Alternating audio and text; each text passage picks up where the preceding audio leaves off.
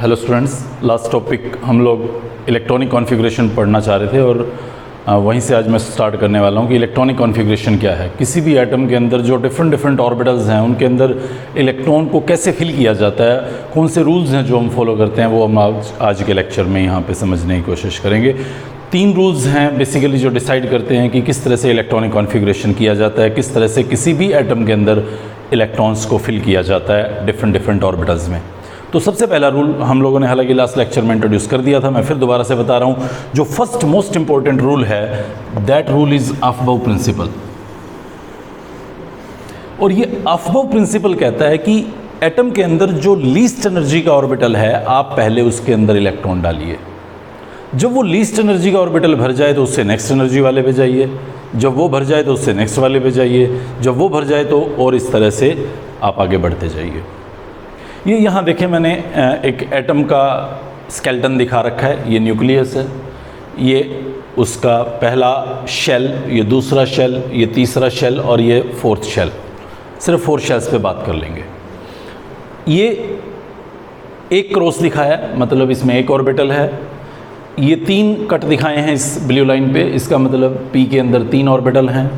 यहाँ येलो पे 5 कट्स दिखाए हैं, इसका मतलब इसमें 5 ऑर्बिटल्स हैं। और इधर वाइट पे 7 कट दिखाए हैं, इसका मतलब इसमें 7 ऑर्बिटल्स हैं। थोड़ा और रिकॉल करें, ये हमारे पास 1s था, ये हमारे पास 2 थे 2s 2p,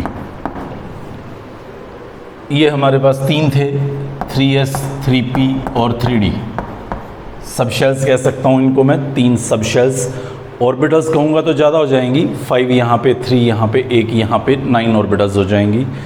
और ये हमारे पास था 4s 4p 4d 4f। अलग अलग कलर से आप आइडेंटिफाई कर पा रहे होंगे।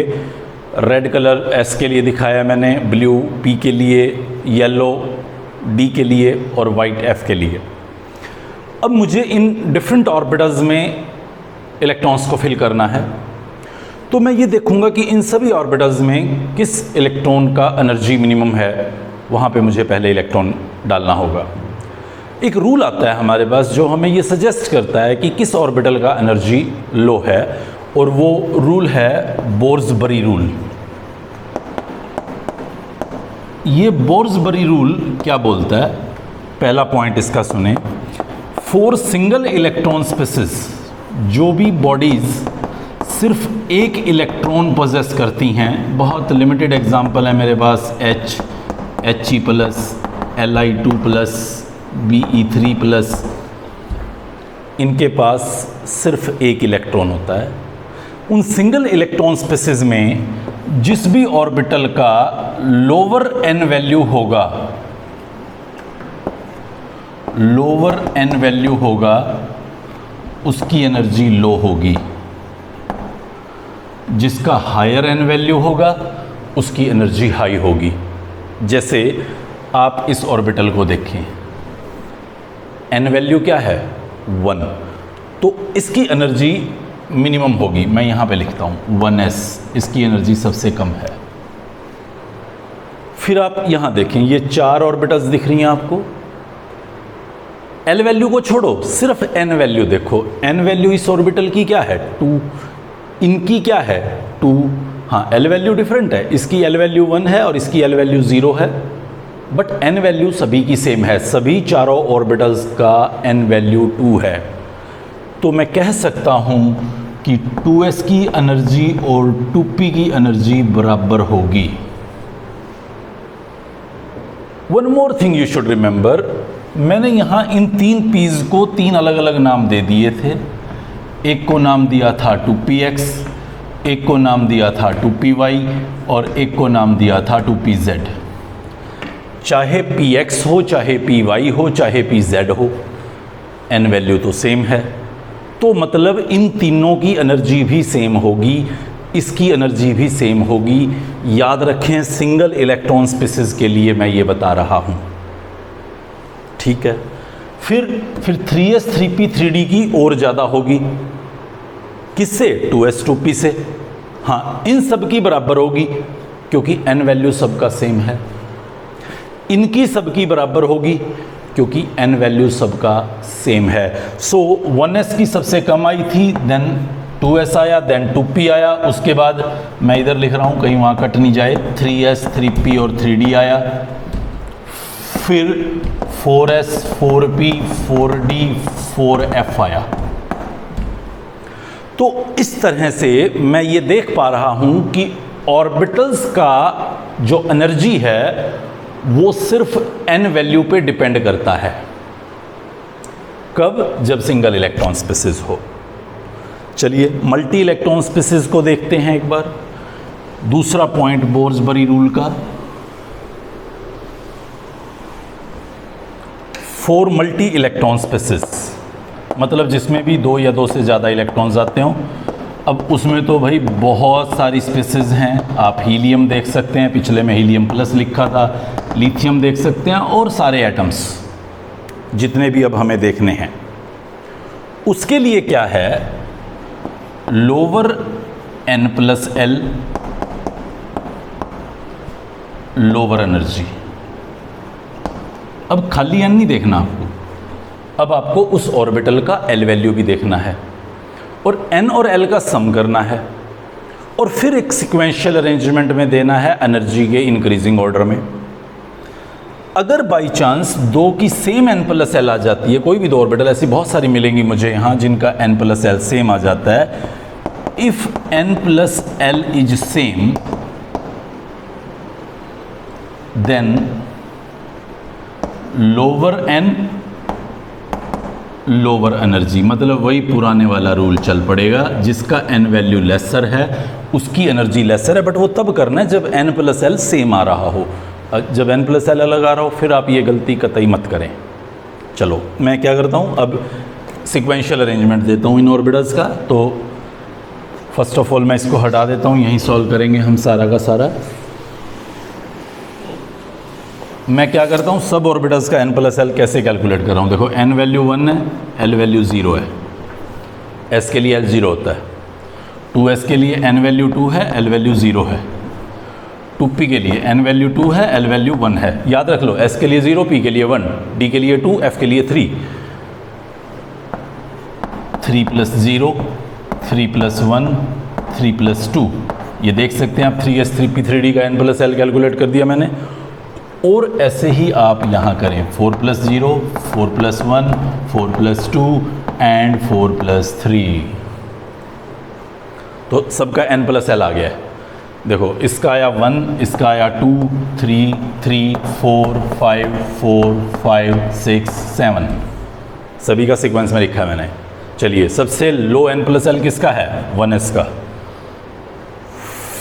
फिर उसके बाद किसका नंबर आएगा, 2s का। फिर उसके बाद किसका नंबर आएगा, इन दोनों का n प्लस एल सेम आ गया है, तो आप n देखो किसका लो है, उसकी एनर्जी लो होगी। बहुत ही आसान बात बता रहा हूँ, 2p है। उसके बाद फिर तो 3s आना ही है, n प्लस एल, फिर 3p आ जाएगा, 4 वैल्यू। ध्यान दें इसका भी 4 था बट इसका n तो 4 है, इसका n 3 है, तो 4 वाला ये जिसमें n वैल्यू लो है वो लोअर एनर्जी का होगा। फिर उसके बाद देखें 3d का 5 है जबकि 4s का 4 है, तो 4s की एनर्जी कम है, फिर 3d है, फिर 4p है, फिर इधर आ जाता हूँ 4p के बाद आप देख सकते हैं कौन आ रहा है, आपको यहाँ दिख रहा होगा 4p के बाद तो सर 4d आएगा, 6 वैल्यू आ रही है, लेकिन नहीं, 5th शेल भी तो है, 5s है, फिर 4d है, फिर 5p है, फिर 6s है, फिर 4f है, फिर 5d है,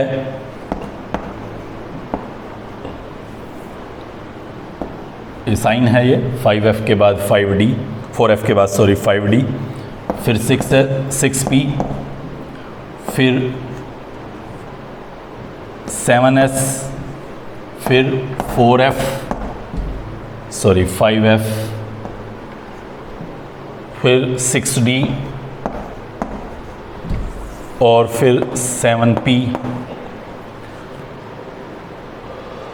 और फिर अभी हमें इंतज़ार है 8s आएगा एज पर नॉर्म्स।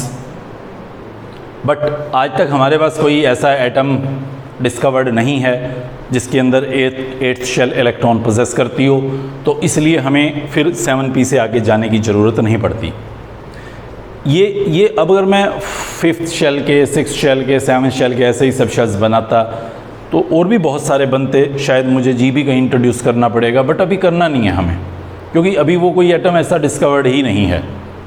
प्राइमरीली इस चैप्टर में समझने के लिए आई कैन सजेस्ट कि आप यहाँ तक याद रखें।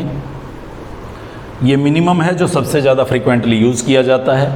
हम लोग बार बार यहाँ पे जाके n+l कैलकुलेट करके ये नहीं देखने वाले कि किसकी ऑर्बिटल एनर्जी लेसर है और किसकी ग्रेटर। आपको इतना हिस्सा एटलीस्ट याद होना ही चाहिए। 24 आवर नींद में भी कोई पूछे तो आपका जवाब परफेक्ट होना चाहिए। मल्टी इलेक्ट्रॉन स्पेसिस में ये सीक्वेंस है, सिंगल इलेक्ट्रॉन में ये नहीं था। फिर अगर मैं थोड़ा सा और वाइड चला जाऊं, नेक्स्ट चैप्टर में भी मुझे इन सब चीज़ों को पढ़ना होगा थोड़ा थोड़ा, तो यहाँ तक का एरिया आपका मैक्सिमम है। हम लोग 12th क्लास में भी बच्चों को बोलते हैं कि यहाँ तक का सीक्वेंस तो कम से कम याद रखो, बाकी अगर ज़रूरत पड़ती है तो कैलकुलेट कर लेते हैं। कुछ ट्रिक्स, मैजिक ट्रिक्स दे रखी हैं बुक में भी, जिससे हम आसानी से इसको डिड्यूस कर पाते हैं। लाइक कुछ ऐसे मिलेगा आपको बुक में 1s 2s 2p 3s 3p 3d 4s 4p 4d 4f, ये यूं करके वो ऐसा कुछ दिखा रखा है। पहले इसमें भरो, फिर इसमें, फिर यूं, फिर ये। अब आपका काम है, आपको कौन सा ट्रिक अच्छा लग रहा है। मैं तो ये सजेस्ट करूंगा कि सीधा याद रखो। ना हम इन ट्रिक्स पे जाना चाहते, ना हम n+l कैलकुलेट करने पे जाना चाहते। हमें अगर सीक्वेंस याद होगा, ये कोई बहुत मुश्किल नहीं है, 10-5 बार ट्राई करेंगे तो अच्छे से याद हो जाएगा। 1s 2s 2p 3s 3p 4s 3d 5p 6s, बस थोड़ा बहुत ये 4d तक तो एटलीस्ट याद रखो आप। उसके बाद का जरूरत पड़े तो आपको धीरे धीरे याद होता जाएगा, वैसे तो इतना इशू नहीं है। तो इस तरह से हम इलेक्ट्रॉन्स को यहाँ फिल करते हैं। आप फिर एक बार ध्यान दें, इस पॉइंट को देखें एक बार, 2p, और मत भूलिएगा कि 2p में 3 ऑर्बिटल्स हैं। कौन सी 3? px py pz। उनका तो n वैल्यू भी 2 है और l वैल्यू भी 1 है, तो उनकी एनर्जी सेम है। यानी कि 2px 2py और 2pz तीनों की एनर्जी बिल्कुल सेम है। ऐसी ऑर्बिटल्स जिनकी एनर्जी सेम होती है, हम लोग एक वर्ड यूज करते हैं बड़ा frequently, degenerate orbitals. Degenerate orbitals are those orbitals which are having exactly same energy. That mean अगर यहाँ पे आप देखें 3p की 3 ऑर्बिटल्स तो वो डीजनरेट ऑर्बिटल्स हैं। आप यहाँ पे देखें 3d की 5 ऑर्बिटल्स तो वो पांचों डीजनरेट ऑर्बिटल्स हैं। या आप यहाँ पे देखें d की वो 5 तो ये 5 डीजनरेट हैं। ध्यान दें, ये और ये डीजनरेट नहीं है, इसकी एनर्जी काफ़ी कम है, इसकी काफ़ी ज़्यादा है उसके कंपैरिजन में। बट हाँ, ये 5 अगर आप देख रहे हैं तो ये 5 ऑर्बिटल्स को मैं बोलूँगा डीजनरेट ऑर्बिटल्स। ये सब डीजनरेट ऑर्बिटल्स होंगी। ये फर्स्ट रूल था हमारा। जिसकी भी एनर्जी लोअर होगी उसके अंदर आप पहले इलेक्ट्रॉन डालें, उसके बाद हायर ऑर्बिटल्स वाले का नंबर लगाएं। नेक्स्ट रूल की तरफ आगे बढ़ रहे हैं। देखिए आप, hunts rule of maximum multiplicity. ये हंट्स रूल क्या कहता है और क्या है ये मैक्सिमम मल्टीप्लिसिटी? कैसी मल्टीप्लिसिटी? हंट्स रूल की स्पिन मल्टीप्लिसिटी ये मैक्सिमम होनी चाहिए किसी भी एटम के लिए। Let me explain it. मान लीजिए किसी एटम के पास 9 इलेक्ट्रॉन्स हैं, तो 9 इलेक्ट्रॉन्स मैं कैसे फिल करूंगा? सी हियर, ये मेरे पास 1s ऑर्बिटल है, ये मेरे पास 2s ऑर्बिटल है, ये मेरे पास 2p ऑर्बिटल्स हैं, 3। कंफ्यूज मत होना, ये 1s को एक बॉक्स से दिखाया है, ये 2s को एक बॉक्स से दिखाया है, ये 2p को 3 बॉक्स से दिखाया है। ये तीनों सेम एनर्जी के हैं, डीजनरेट ऑर्बिटल्स हैं। ये कम एनर्जी का है, ये और भी कम एनर्जी का है। ये अभी हम लोग पढ़ के आए हैं। 9 इलेक्ट्रॉन्स जब मुझे फिल करने हैं तो पहला इलेक्ट्रॉन कहाँ भेजूंगा? यहाँ 1s में। दूसरा कहाँ भेजूंगा? यहीं 1s में, क्योंकि जब तक लोअर एनर्जी की ऑर्बिटल में स्पेस है तब तक इलेक्ट्रॉन को वहीं जाना है। जब ये पूरा भर जाए तब नेक्स्ट वाले का नंबर लगाना है। मुझे याद रखना है कि हर ऑर्बिटल में 2 से ज़्यादा इलेक्ट्रॉन मैं फिल नहीं कर सकता। तो दूसरा कहाँ भरूँगा, फिर यहाँ फोर्थ कहाँ भरूँगा, यहीं 2s में। जब तक ये पूरी भरनी जाएगी तब तक नेक्स्ट वाले का नंबर नहीं आएगा, ऐसा मुझे अफबाउ ने आदेश दिया है। तो अब बचे हुए हैं, अभी 5 बचे हुए हैं। देखो पहले कहाँ भेजूँगा, यहाँ एक चीज़ और अभी ऐड कर देता हूँ, अदरवाइज़ शायद बात अधूरी हो जाएगी। एक हमारे पास जो तीसरा रूल है यहाँ समझने के लिए, वो है Pauli's exclusion principal.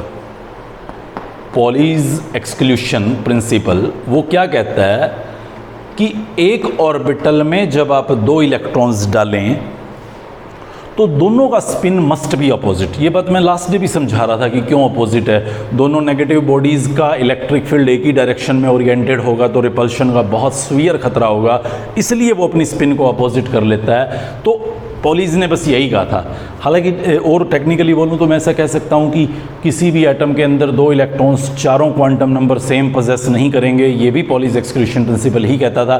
But simple words में याद रख लो, ऑर्बिटल के अंदर आने वाले दोनों इलेक्ट्रॉन्स का स्पिन मस्ट बी अपोजिट। तो अगर मैं यहाँ पे एक इलेक्ट्रॉन सपोज कीजिए +½ स्पिन का डाल रहा हूँ, तो दूसरा इलेक्ट्रॉन मेरा यहाँ डेफिनेटली -½ स्पिन का होगा। सिमिलरली अगर मैं ये यहाँ पे +½ स्पिन का डाल रहा हूँ तो दूसरा इलेक्ट्रॉन यहाँ पे -½ का होगा।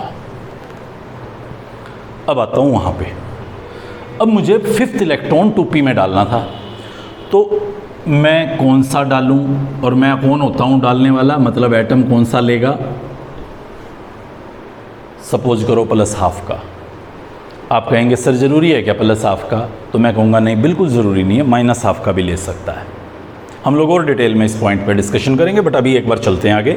एक इलेक्ट्रॉन डाल दिया 2p का हाफ स्पिन वाला। अब नेक्स्ट इलेक्ट्रॉन डालना है, वो मुझे यहाँ ऐसे डालना है, सेम स्पिन का। नेक्स्ट इलेक्ट्रॉन मुझे यहाँ डालना है, वो भी यहाँ सेम स्पिन का। सेम एनर्जी की जो ऑर्बिटल्स होंगी, यानी कि डीजनरेट ऑर्बिटल्स जो होंगी, उनमें जब इलेक्ट्रॉन का फिलिंग होगा तो हमेशा सेम स्पिन के इलेक्ट्रॉन्स भरने हैं आपको। सभी में पहले एक इलेक्ट्रॉन आएगा, सभी डीजनरेट ऑर्बिटल्स में एक इलेक्ट्रॉन पहले डालें, उसके बाद पेयरिंग करना शुरू करें। आप ऐसा नहीं कर सकते कि आप यहाँ ना डालें और यहाँ पे आप अपने नेक्स्ट इलेक्ट्रॉन को फीड कर दें, ये आप नहीं कर सकते, ये गलत हो जाएगा। आपको पूरा ध्यान रखना है कि सेम एनर्जी की ऑर्बिटल्स पहले एक बार हाफ फिल्ड ही हों, उनका स्पिन एक जैसा हो। ये थोड़ा कंफ्यूज मत हो ना, यहाँ -½ स्पिन दिखा रहा था, यहाँ +½ एक्चुअली मुझे वाइट से दिखा देना चाहिए था, बट डोंट मैटर, ज़्यादा इसके ऊपर डिस्कशन ना करें दिमाग में, और सिंपली सोचें कि बस सारे +½ स्पिन के डालने थे। अब अगर -½ स्पिन के डालने हैं, डालने ही पड़ेंगे ऑब्वियसली, अब तो -½ स्पिन के ही आएंगे, +½ वाले तो यहाँ घुस ही नहीं सकते। तो इलेक्ट्रॉन यहाँ पे कुछ इस तरह से सेटल होगा। 5 इलेक्ट्रॉन्स थे, सॉरी, तो मैं यहाँ से एक गायब कर देता हूँ। क्या मुझे इसी में से गायब करना है? नहीं, कोई ज़रूरी नहीं है। मैं ये यहाँ शिफ्ट कर सकता हूँ, ये खाली दिखा सकता हूँ, एक ये दिखा सकता हूँ, उससे कोई फ़र्क नहीं पड़ता। हंड्स रूल कहता है कि डीजनरेट ऑर्बिटल्स में जब आप इलेक्ट्रॉन फिल करें तो आप सब में पहले एक इलेक्ट्रॉन डालें विद द सेम स्पिन, उसके बाद पेयरिंग करें। अगर आप कुछ ऐसा कर दें, लाइक मैं कुछ और ऑप्शंस देखूं, मान लीजिए ये p ऑर्बिटल्स हैं, एक बच्चे ने क्या किया, +½ फिर -½ फिर +½ कहेगा सर मैंने एक ऑर्बिटल में एक ही तो डाला है। आप ध्यान दें, अभी स्पिन मैक्सिमम नहीं है, मैक्सिमम मल्टीप्लिसिटी होना चाहिए। अभी स्पिन क्या है, ये +½ है, ये -½ है, कैंसिल हो गया, 0 हो गया, ये +½ बचा हुआ है। अगर मैं इसको ऐसे डालता तो ये आपका +3/2 होता, ये मैक्सिमम स्पिन होता। या आप इसको ऐसे डाल दीजिए, कोई इशू नहीं है, तीनों -½ के, तो ये भी मैक्सिमम स्पिन होगा। अब यूँ मत सोचना सर -3/2 बोल रहे हो, तो ये इस माइनस का कुछ लेना देना नहीं है उस वैल्यूज से, ये भी मैक्सिमम स्पिन होगा, ये स्पिन मल्टीप्लिसिटी मैक्सिमम होनी चाहिए, ऐसा हंड बोलता था।